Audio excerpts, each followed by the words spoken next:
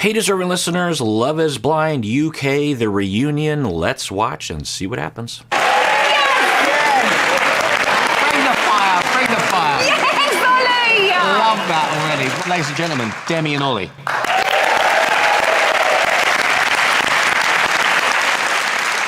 Right, okay, you are quite obviously sitting separately. Okay, so it's a year later. By the way, I don't know if you can hear it, but the audio editor or the audio people, the compression for the clapping is cranked too high. It's bothersome to the ears, and I'm worried that throughout this whole episode, it's going to bother me.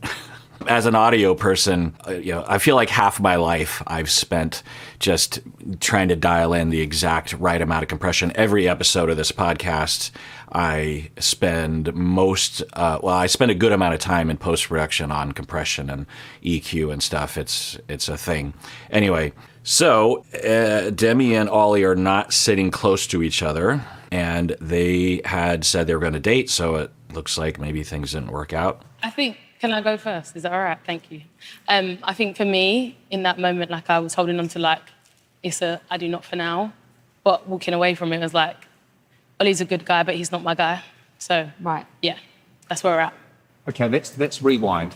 Okay, so Demi's saying he's a good guy, but he's not my guy. Yeah, it probably doesn't matter, but I'm curious as to who initiated it and for what reasons, or if it was just completely mutual. The way she's phrasing it, it sounds like she was the one that made the choice, but I'm guessing it's more complicated than that. I don't know. The value they have in your life and they hold. So after the experiment, I was like, right, Mum and Dad, I'm moving back in. You're not getting rid of me for a little while I find myself. And I feel like some of the things that I've seen in Corfu and stuff, I don't recognise that person. I was a shell of myself. And no one can give me validation other than myself. It sounds like so Corfu, that was where the getaway was. And she's saying that she didn't recognize herself. And yeah, I mean, the circumstance is so emotionally specific and intense that I'm guessing everyone acts differently or doesn't feel like they are always acting from their better side of themselves, that kind of thing. So I think we're hearing that. But it also sounds like it was rough on her, which of course it would be, which makes me think that she wasn't the one that broke it off completely. I don't know. We'll see what happens here. But I'm guessing they had a conversation before the wedding. It certainly looked that way to me. It certainly would be the humane thing to do from either side if either one of them was a no. And then they decided that she would go first and that she would say no. I'm guessing that they both said they were hesitant and wanted more time. They weren't sure. They weren't ready to take that leap. There was enough reason to at least hesitate, right? And then they did that. And then after the wedding, she goes back home and she just wants to put it behind her. There's a lot of bad things. I'm also guessing that I could see a scenario where she was open if Ollie really pursued her, but then maybe he didn't. I don't know. I'm just taking a guess. Also, there's another side to this, which is that the format, the experiment, on the charitable side, you would say that it is very specific and intense because it needs to be. Otherwise, people won't take it seriously and you won't get into the vibe and you won't be able to be open to the process to fall in love together with other people, because it does work for other people in that way. And people go on the show because in the real world, it's hard for them to find someone. And if they only have 1 foot in and 1 foot out the door, then they're still kind of in that real world process, that real world kind of mindset. So that's a charitable way of looking at it, that it's a good thing that there is a very specific emotional context. On the non-charitable side, it's like a cult or a brainwashing process that convinces you that you must find someone and there's no one else in the world, because you don't have your phone, you can't call people, that no one's in your life. You're just in this emotional deprivation chamber. I mean, not emotional deprivation, but social deprivation. And a lot of who we are, our identity, our life, our attachments are outside of that. And so to be deprived of that, then we might be overemphasizing a relationship. And then once we leave that deprivation chamber after the wedding, then we're like, wait, what was I doing? I don't even want to be in that relationship. And that's credit to everyone Yes! here.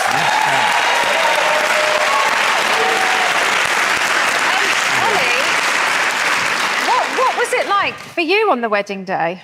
I mean, we had conversations leading up to that day that kind of made us both feel that it probably wasn't our time. Yeah, he's talking about conversations leading up to that day. I'm guessing that he's referring to either a conversation that was overt that they're not supposed to have, or there was just enough hinting that they basically knew that they both weren't going to say yes at the altar. Ollie's not going to be attracted to Demi. He's going to choose his other option, this, that, and the other. And it's been really frustrating me because anyone that knows me, anyone that knows my dating history knows that I've always dated women that look like Demi and respectfully that don't look like Kat. And it's annoying they're projecting their ideal of what the default setting of beauty is and assuming that's what I go for. Yes, I'm just so glad that Ollie is saying that. It's the bunda, right? He was talking about that. And, he can have his own preferences, but since this is his preference, then I'm so glad that he is vocalizing it, because the notion that from the outside we would be able to know what someone else would be attracted to is just ridiculous. And it's just a furthering of the narrowing of the beauty standard. And yeah, it's fun. Well, I didn't know what people were going to say. I could tell in the edit. That's what I could tell. I wasn't reading comments online because I didn't want to see any spoilers, but I could tell by the way they were editing it that the editors were trying to tell the narrative that Ollie would obviously be. Remember that whole thing where he's like, they were like licking his lips. They were like inserting that little scene in there. And I was like, you are obviously Frankensteining that thing together to make it look like what? He sees her and he's just going to be licking his lips. I mean, come on. He just has a nervous tick of some sort that you just inserted. Anyway, now Kat seemed to have a face when he said, with all respect, it's not the Cats of the world. And I hope she isn't hurt by that. I mean, I guess Ollie could have worded it differently. It would just been like, he could have just not mentioned her, and it would have been implied or less biting to her. But anyway, yeah, I'm glad that Ollie is saying that. Yeah. I don't think it's disrespectful. What I find disrespectful is when you judged me very quickly in them pods because I said one place where I went for dinner. That was a joke thing. I don't understand what you're going on about that. Sorry, pause. It was a big My bit, voice like, has been that muted for hurt. so long, and I was trying to keep it muted. I've lost the thread. So I wish he would have let her finish. Let's rewind. It's disrespectful. What I find disrespectful is when you judged me very quickly in them pods because I said one place where I'd like to. I'm forgetting what that's a reference to. That wasn't rude what you just said. You're a stunning girl, Catherine. Honestly, it's beautiful. But what really left a distaste in my mouth was that we're claiming to be friends, but yet, even though you haven't seen what Ollie physically looks like... Exactly. Do I think Demi and Ollie are going to work on the outside world? No. But my mouth's going to get me into trouble. I've lost the thread. I don't remember any... Was this in the pods? Was this something that happened in the pods? I don't remember this. And now I'm worried. Regardless of that, it sounds like what they're saying is that they think that Kat was saying that obviously he would be attracted to me. I don't know.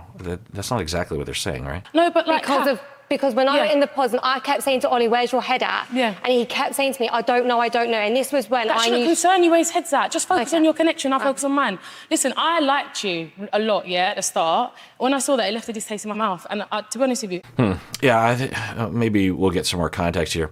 But I don't think there's anything wrong with Kat saying, where's your head at, to him, to Ollie, because that's a common question in the pods, and I don't think there's anything wrong with it. It's often asked with some flexibility. Like, we've heard a lot of different types of responses. There's the response where someone's like, oh my God, I love you, and then that's an indicator that someone's going to be proposing or open to proposing.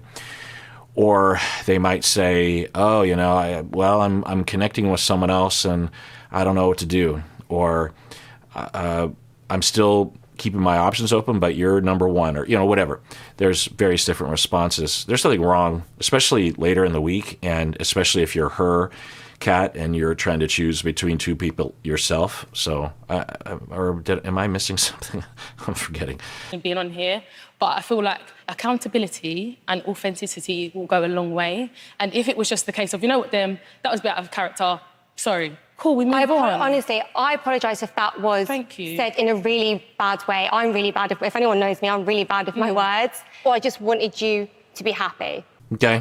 So she's kind of apologizing. She's like, if I did say that, which is great, one of the best things you can do when you're in a situation like this is to let go of the need to establish that both of you agree on exactly what happened. So that's great to say. Just like, okay, well, I don't remember saying that, but if I did say that, that's awful, and I'm sorry, and maybe it's because of this and that, but yeah, that would be wrong. I've said that many times in my life, and it usually it carries the day. Sometimes it doesn't, right? Sometimes people are like, well, I need you to really recognize that you said that thing or you did that thing, and then we continue talking about it. But like if I'm talking to a client or to a student or to my wife, then just saying, I've been down that road with too many couples in my office where they just have completely different memories as to what happened, because we're not rational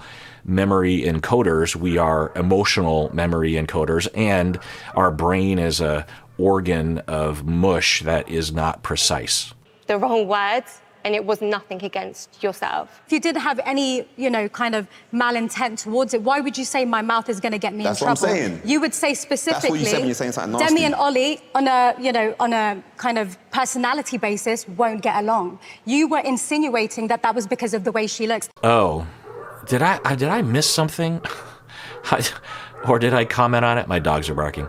There must be someone delivering something. They're going berserk. So I think what we're hearing is from Jasmine that Kat was saying, to Ollie, oh, I really want to, and maybe they were talking about looks or something, and she's like, oh, my mouth's going to get me in trouble, as a way to sort of hint that Ollie would obviously be interested in her. Yeah, if I missed that bit, or if it went over my head, or the accent sort of lost me, or I don't know, that would be bad. I don't like to miss stuff like that. But anyway, I guess we're hearing at least the bits that are relevant. Malintent towards it. Why would you say my mouth is going to get me in trouble? That's what I'm saying. You would say specifically. That's what you said when you're saying something nasty. Demi and Ollie, on a kind of personality basis, won't get along. You were insinuating that was because of the way she looks, and she looks amazing. It definitely was not. Okay, shall we draw a line on? Kat is about to cry, or starting to cry, because she feels bad, or she feels attacked, or I'm guessing the way that Kat responded there is that she feels bad and she agrees that it was bad that she said that. If she was like, no, that's not what I said, or that's totally not what I meant, I think we would have seen a different reaction from her. So I think she knows that she shouldn't have said that. And yeah, ick. I mean, we saw at least one other thing that she was doing along those lines, which was ick. So, yeah. Move on. We are going to talk about the mixer, though, Ollie. Sorry. He was like, what? That's where you clocked Charlotte for the first time.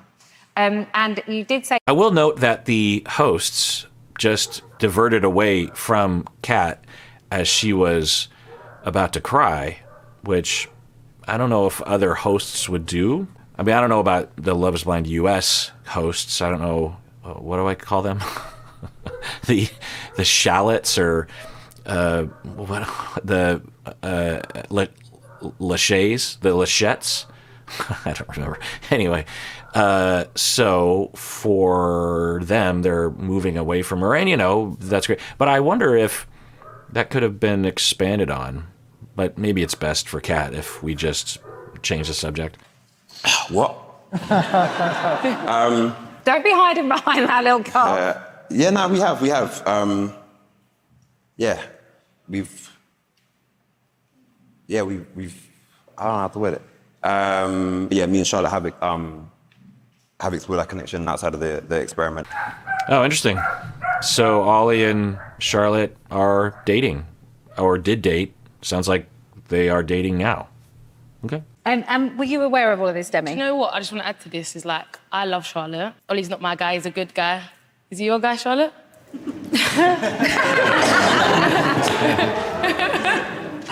Demi, do you want to swap places?